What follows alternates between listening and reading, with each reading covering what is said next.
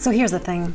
Nobody asked for this, and I had no time to work on it, which is why I worked on it, and now you're getting it.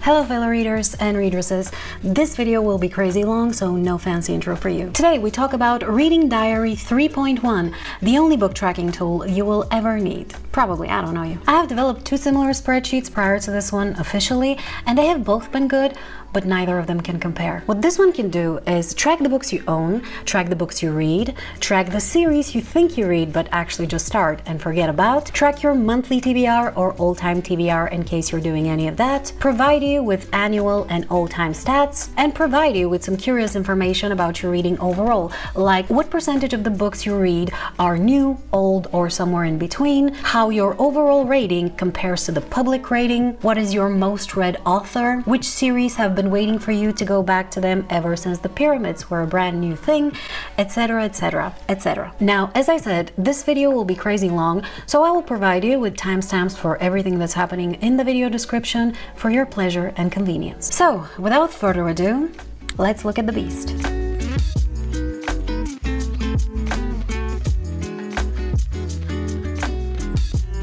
The spreadsheet has 6 tabs: Setup, 2025 Stats, Library, Journal, Series, and TBR. The Setup one is meant to help you customize some of the stats we're tracking, such as genre and language. You can also set up your 2025 reading goal through this one. This is the place where you can see an overview of your reading stats for 2025 specifically. Don't worry, when the year is over, I will provide you with an easily embeddable version for 2026. On the very top, you can see a monthly overview graph, which displays the amount of books read each month, juxtaposed to the average rating you gave the books, just so you can compare the quantity of the books you read to their quality. On the left, we have a panel of general stats, starting with your reading goal tracker, which shows you your current progress, both in terms of percentages and raw numbers. I will explain about it more later when we get to the tutorial. Below that, we have the number of books and pages you read through the year, the number of finished series, DNF'd books, acquired and unhauled books. Then we have a nested pie chart, which displays the percentages of categories and genre read. Again, I will stop more on that later. Below that are the row numbers of categories and genre you read. Then a few charts which visualize the books you read through the year based on format, source, recency of release, language, and publishing type. This panel, just like every other statistics panel in this entire spreadsheet, is updated entirely automatically based on your library and journal tabs and is always up to date. Immediately to the right of it, we have my pride and joy, the monthly overview section. It's meant to show you a breakdown of any month you wish. Again, this is limited to 2025 only. How it works is you select a month from the drop-down and everything is automatically updated. It will show you the state and status of your reading goal for that month, your average rating, number of books and pages you read, number of DNF'd books, number of started and finished series, as well as a breakdown of the read books per genre, format, and source. Immediately below it is a full list of the books you read that month in the order in which you finished them alongside the rating you gave them. And right next to that, we have a calendar view which displays which books were started and finished on any given day. Again, all of this is automatically calculated and retrieved from your journal tab. All you need to do is select a month. This is the first building block of the spreadsheet and will represent all the books you own, your personal library as stated. On the very top, we have a graph displaying the evolution and growth of your library over time. As you can see, mine, for example, experienced a significant growth in the years between 2021 and 2023, where I was buying books like a maniac. To the left, we have a panel of general library stats, total number of books owned, a chart displaying a split between read, unread, and DNF'd books in your library, another chart displaying a breakdown based on formatting, another one based on category and genre, raw numbers for category and genre, and then finally a split of owned books by language and publishing type. All of those stats are again automatically calculated based on the table to the right. This will be filled by you, mainly using the submission form above it, but we'll discuss that later during the tutorial and migration sections. This is the most hardworking tab in this entire spreadsheet. It's basically your reading log, holding records for every book you read, whether owned or borrowed, including when you started it, when you finished it, what you rated it, and generally what you thought of it. The data in this sheet updates the stats in literally every other sheet except for setup. On the very top, we have the exact same graph as in the 2025 stats sheet, except this one contains all-time info and is therefore broken down by years. To the left, we have yet another panel of reading stats, which are again all-time. It also contains a comparison between the average rating you gave to books and the public average rating. The books in this tab should be added exclusively through the submission form here on the top, but again, I'll talk more about it later. This sheet contains all the series you've ever started, finished, and DNF'd. The breakdown of those can be seen here on the left in the stats panel, both as raw numbers and as a chart. You can also find this depressing little visualization conveniently shoved at the bottom, which shows you the amount of series you have stuck in progress for more than a year or even more than 2 years. And yes, this particular chart is extremely embarrassing for me. On the very top, we have a chart which shows you a comparison between the amount of series you started, finished, and DNF'd per year. This particular tab is almost entirely automated, and the only thing you need to do here is add a total number of books per series, but again, we'll talk about it more later. The last tab is the least automated one and is supposed to help you keep track of your TBR. More specifically, if you keep a monthly such, you can use it for your all-time TBR as well, but it's basically just a list. The only thing automated here is the status of the books, which is updated based on the journal sheet. Now, before we move on to the tutorial section, there are 4 very important things that I would like to mention. Number 1, there are columns in the spreadsheet in which you're not supposed to write. They contain formulas, and writing over them will cause them, obviously, to not work. These columns have a note in their header, which is indicated by this chip in the top right corner, and when you hover over it, it will show you the note. They also are a little bit darker when they're empty, again, to help you figure out that these are the columns that contain formulas. Again, if you can help it, please don't write in them or delete anything, but if you mess up, it's not a big drama. I will include a section at the end of this video to help you figure out how to fix it. Number 2, you can't use the original template, as in you're not allowed to write in it because we can't all write in the same spreadsheet. Right? In order to use it, you need to make a copy on your drive. I will show you how to do that. The spreadsheet will be exactly the same. It's just gonna be your own and only you will have access to it. I highlight this here because every time I provide a new spreadsheet, I tell people that they need to make a copy, and I still receive a bunch of requests to provide them with write access. Please don't do that. I will not grant it. Number 3, I will start by showing you how to duplicate this document, how to set it up, and then I will move on to showing you how to migrate from the previous version of the spreadsheet or from a different document that you're currently using. And I'm doing this because I suspect that the majority of you are already tracking your reading in one way or another. But if you're a person that starts to track their books for the first time right now and you're not interested in the migration part, you're only interested in how to add a book, unhaul it, mark it as read or DNF'd, etc., etc., I will put a timestamp in the video description where we'll focus only on those specific functions. And number 4 is one of the most important things that I would like to discuss right now so that we can avoid any misunderstandings later on. This spreadsheet uses scripts. I have written them myself in order to enable some functions that aren't native to Google Sheets, such as making the submission forms work, as well as copying some information that you edit in one place in another place in order to help you out so that you don't have to copy paste in multiple places in the spreadsheet. All this script does is edit the spreadsheet. Now, I understand that the word script is scary for some people, especially if you're not that familiar with scripts in general, which is why I have provided you full access to this script. You can find it here in extensions, app script. You open it and it's going to show you the entirety of the code that I have written. I have tried to make it as easy to read as possible so you can review it yourself. And I understand that not everybody is a JavaScript expert, so feel free to share it with a JavaScript expert or maybe even run it through ChatGPT. I am almost 100% sure that if you paste it there, it will be able to tell you exactly what it does. Again, all it does is enables the submission forms to work and edits part of the spreadsheet so it can help you out. I'm providing it with full transparency because I don't want you to have to rely on blindly trusting me. You can also use the spreadsheet without the scripts, but about 60 to 70% of the automation won't work, so it will mostly be just the frame. And this is a thing that I made because I enjoy making this kind of things, and it felt like a shame to only keep it for myself. So use it, don't use it, I don't care. Well, that's not true. I care if you use it. I will be very happy if you do, but beyond the satisfaction of providing you with something useful, I get absolutely nothing out of it. Now that we're done with all of that, let's finally set up our spreadsheet. The first thing you need to do is select a color scheme that's not entirely displeasing to you and click on the link to it. Then you'll have to make a copy of it on your drive, and that's done by going to File, Make a Copy, type a name that you want, and after several seconds, you will have your own copy of the spreadsheet. You can look through it and you can see that it's entirely empty of data, but don't worry, that's not for long. We go back to the Setup tab, and the first thing we need to do is set up our reading goal for the current year. Here we have the choice of targeting either number of books or number of pages you want to read before the end of the year. I will add what I always add, and that is 60 books before the end of 2025. Then you click Submit, and this is the first time you will try to run a script. As such, you will be asked to authorize that script. You can click here on OK. You select your email address. This shows mine, but when you do it, it will be yours. Here you click on Advanced. It will again show your email address because you will be the developer in this case, and it will be your account that will have access to those things.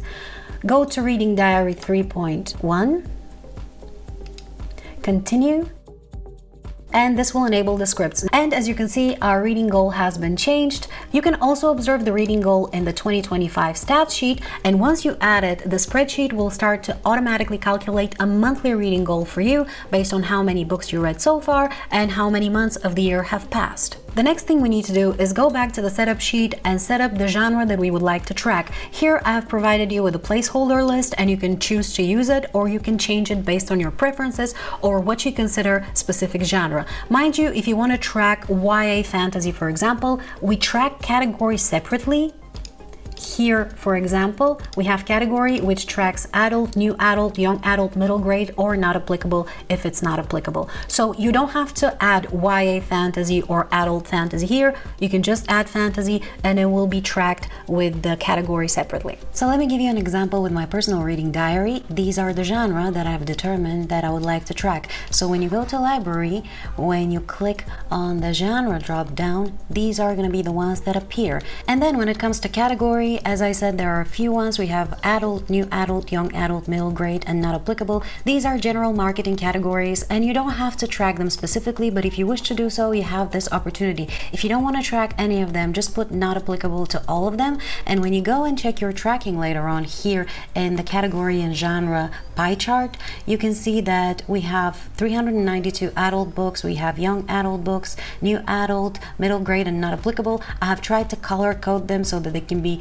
easily recognizable. So for example, everything that is green here is adult. So this is adult fantasy, which is my most read genre and category combination. So this is the general idea of this pie chart and of this type of tracking as a whole. If you have any questions on the topic, of course, leave them in the comments down below. Once we're done with the genre we would like to track, we can move on to the list of languages we would like to track. That will depend on what kind of languages you speak or what kind of languages you usually read in. I have modified it to work for me. Feel free to remove, add languages here, do whatever. Mind you, we can only track up to 10 languages and up to 20 genre. Then once we're done with the setup sheet, we move on to the library sheet so that we can add all the books that we own.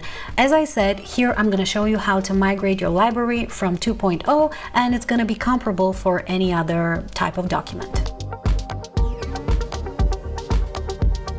So, migrating from the previous version of the reading diary, the first thing you need to do is have both documents open simultaneously on the library tab. Go to 2.0 and copy all the information under the header from column B through column G. Mark all the columns and drag all the way down until you reach the end of the list of books. And copy it. That's Control-C if you're using Windows, Command-C if you're using Mac, and if you're using Linux, I have no doubt that you already know how to copy. Then go back to the new reading diary, click on cell F12, and paste values only. That's Control-Shift-V if you're using Windows, Command-Shift-V if you're using Mac, or you can just right-click, select Paste Special, Values Only. Go back to the old reading diary and copy all the information from column H through column K. Make sure you don't copy the header or anything above it. Control-C. Return to the new reading diary and click in cell M12 and paste values only again. As you can see, there are some columns in which we have no information yet, such as category, language, and publishing. This is because we haven't tracked this information until now, and it will have to be added manually later on. But please do not do it right now, because there is a trick to it that's going to make your job much shorter later on. Next, we move on to journal. We go back to the old reading diary and copy all the information from column B through column D, again under the header. Return to the new reading diary, click in cell M12 and paste values only. Back to the old reading diary, and we need to copy all the information from column F through column I, that's author through genre. Return to the new reading diary, click on cell Q12 and paste values only. Back to the old reading diary, we copy all the information from columns J and K. Return to the new reading diary, click on cell V12 and paste values only. Back to the old reading diary, we copy all the ratings, that's columns L through P. Return to the new reading diary and click on cell AB1 and paste values only. So we are done for the time being with the journal tab, and we move on to the series tab. Go back to the old reading diary and select all the names in column C, that's all the names of series you've read so far. If you see empty spaces, don't worry about it, I'll discuss it more later. Copy the information, return to the new reading diary and click on cell O7 and paste values only. As you can see here, the top row is empty. Don't worry about it, this is due to a bug in the previous reading diary, but I will address it later on. And this is basically all we can copy from the old reading diary in terms of series. I wouldn't advise you to copy the total number of books because due to a bug, the information doesn't always match. To give you a little bit more information, I have retrieved the names of series here with this unique formula. The problem is that this makes it automatically dynamic data. This data here in column E is also dynamic because it's also retrieved with a formula. But the information in column D is added manually, which makes it static. So every time you sort the journal sheet, the order of the names of series here will change, as well as the books read in them, but the total amount of books in them will not. So there is a high chance that the number here won't be accurate. I have fixed this issue in the new reading diary by retrieving the names of series with a script rather than a formula, making them static. You probably didn't care about any of this, but I just wanted to give you a little bit more explanation as to why you shouldn't trust the total number of books in series from the previous reading diary. Now that we've migrated the titles of the series to this new spreadsheet, it is time to add the total number of books in series. For example, in The Song of Ice and Fire, currently we only have 5 books out, so I will count it as a 5-book series. You can do this now or you can do it later, but until you do it, you won't get accurate stats for the series you finished or the series you have in progress. Hogwarts Library, I think it only has 2 books in it. The Hunger Games, I only count 3 books in it, even though I think there are 5 at the moment. I just count the original trilogy. Stormlight Archive currently has 6 works in it. So on and so forth. You can go through these and add the numbers whenever you have the time or whenever you feel like it. Now that we're done with the migration, it's finally time to address the new criteria in library, which is category, language, and publishing. These obviously are missing because we haven't tracked them until now. In addition, you might have noticed that in the journal we are missing public rating and release date, even though we have them in library.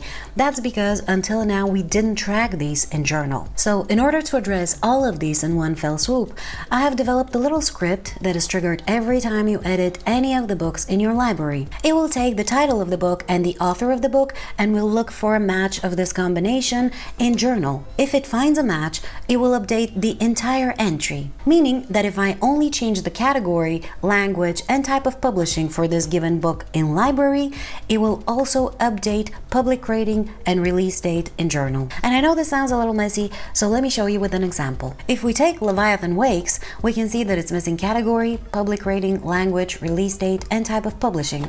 So let's go to the library sheet and find Leviathan Wakes. There it is.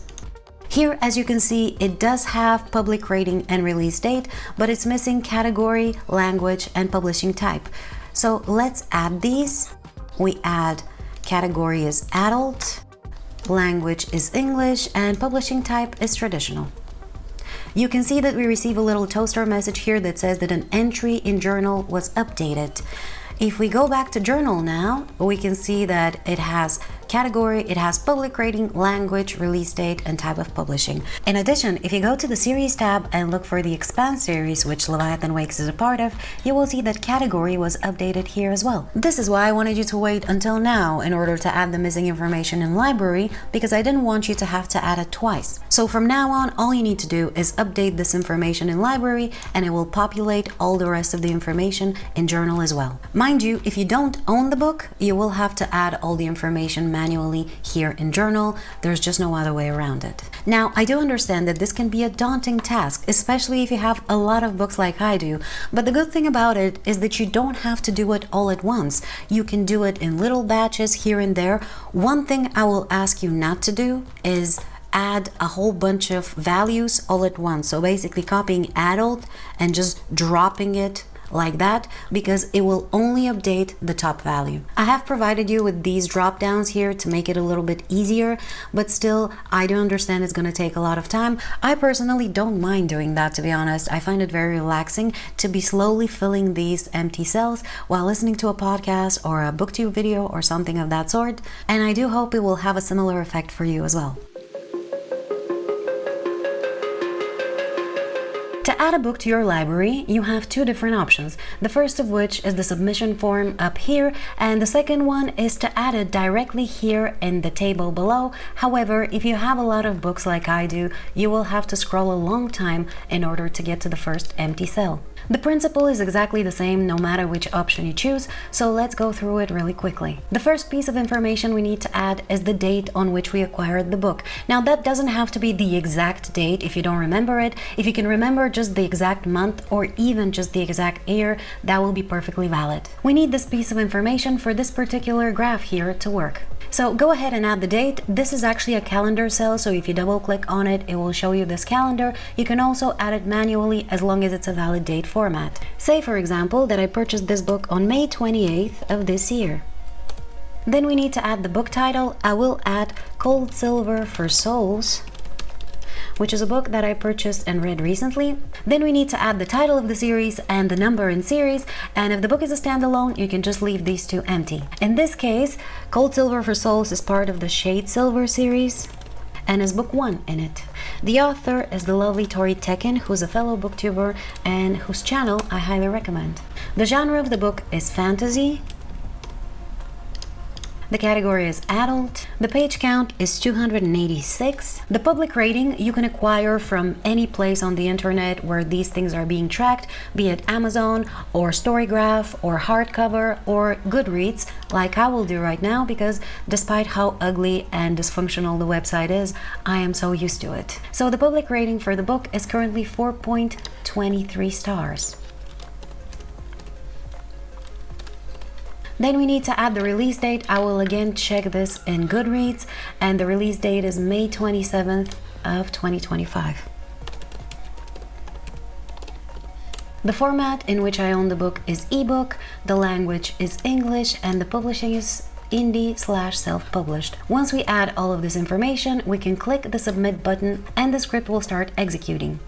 Once the book is added, you will receive this toaster message in the bottom right corner of your screen, and you will see the book here in the table. Now, as soon as you add a new book, the books in the table are automatically sorted by date added, with the most recently acquired ones on the top, which is why Cold Silver for Souls appears on the top.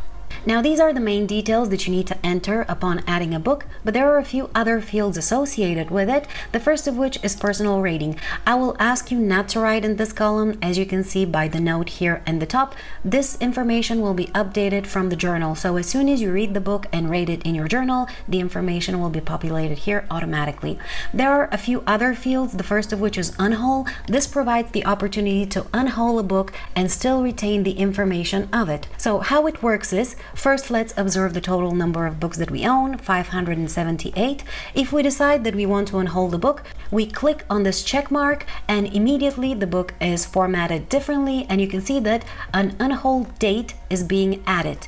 If this is not the correct date of unholding the book for one reason or another, as it says here in the comment, you can edit this manually. Why I allow it in this particular column is because I populate it with a script, not with a formula, and the script can work regardless of your input. And if we now observe the total number of books, we can see that they have been decreased by 1. If you have made a mistake and this is not the book that you wanted to unhold, or for some reason you decide to repurchase it later on, you can just uncheck this one here and immediately the timestamp will disappear and the book will be reformatted and it will be counted as owned again. Then we have one last field remaining, and that is comments. This one I added here just so you can add any extra information that you want. For example, if the book was a gift by somebody and who gifted it to you, or where you purchased it from, or really any kind of information you want. Every time you start reading a book, you should add it to your journal, and I would ask that you do it exclusively through this submission form up here. Why we do that is because if you add a book title and a book author, I have a script that will look for the combination between those two in your library, and if you own the book, it will add all the extra information so you don't have to do it yourself. So let's see how we can do it. The first thing we need to add is start date. This is the date on which you started reading the book, of course. So let's say that on the 1st of June, I started reading Cold Silver for Souls by Tori Tekken. We click the submit button and the script starts executing and looking for matches in the library. This can take a little bit longer if you own a lot of books, but it's way easier than you having to manually copy paste all the rest of the information. In a few seconds, you should receive this toaster here in the bottom right corner of your screen that says that the book has been added. Again, once you add a new book to the journal, this list here will be sorted by date started with the most recently started book on the very top, which is why Cold Silver is the second one in the list. And as you can see, all the rest of the information was added by the script, so we didn't have to do it manually. Once you finish reading the book, you can put the date finished over here. Say that I finish it on June 10th. Immediately the book will be formatted as read, and what we now need to do is add our ratings. And as you can see, your overall rating is calculated here. If we now go back to library, you will see that the book is also marked as read and that the rating was transposed. If you decide to DNF a book, instead of putting an end date here in column N, you just need to write DNF like this. Immediately the book will be reformatted to appear DNF'd and your rating will be counted as DNF, because I generally don't rate DNF'd books and I don't think it's fair. I mean, you can do whatever you want, but I think this is the best way. Every time you add a book to your journal, which is a part of a series, if the title of the series is not part of this list over here in the series tab, it will automatically be added in the first empty cell that is available over here. Say for example that I decide to read King of Scars by Leigh Bardugo. I'm just gonna paste the title here. I will type the name of the author here. Say for example I started it on the 1st of August. We click submit. And once the script is done executing, we can see that it's added here on the top. If we observe the series tab again, we can see that now the series has been added here. All you have to do in this sheet is add the total number of books in the series. I believe that King of Scars only has 2 books in it. Once you do, the status over here in column B will change from add a total number of books to in progress, because the series is not finished. When it comes to sorting and filtering, if you're somewhat familiar with Google Sheets, you probably already know how it happens. So basically you need to go to the header and decide what is the criteria in which you want to sort. So basically, if you want to sort the books by alphabetical order, you're gonna click on this funnel icon thingy over here and it will open this menu. So you can click sort A to Z or Z to A. If you want to sort books by series, you can do this. If you want to see what is the largest book that you own, you can click over here and sort Z to A. If you want to see what is the lowest rated book that you own, you're gonna sort A to Z. Basically, A to Z sorts from the smallest number to the largest number, and Z to A the other way around. Same goes for dates. If you want to see what is the first book that you ever bought or what are the earliest books that you bought, you can click over here and it will sort the dates in ascending order. If you want to see what are the most recent books that you own, you can click over here. Now, when it comes to filtering specifically, I will advise you not to do it if you can avoid it, especially if you don't own too many books, because the position of the charts and graphs over here on the left is static. So if you don't have enough books, it will remove all the rows and the charts and graphs will start overlapping. Let me demonstrate. So for example, if I would like to filter out only the books in An Ember in the Ashes series and see only them, look at what happens here.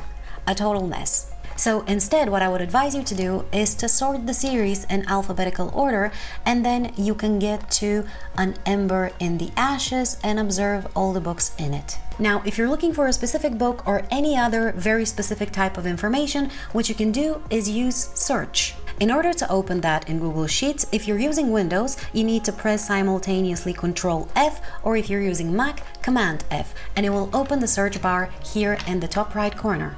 You can type in it anything you want. For example, I want to type a dance with dragons, and it will highlight this specific entry. And these are the main search, filter, and sort functionalities of Google Sheets. If you're still confused or need additional information, obviously you can Google it, but you can also ask me. I will be happy to help.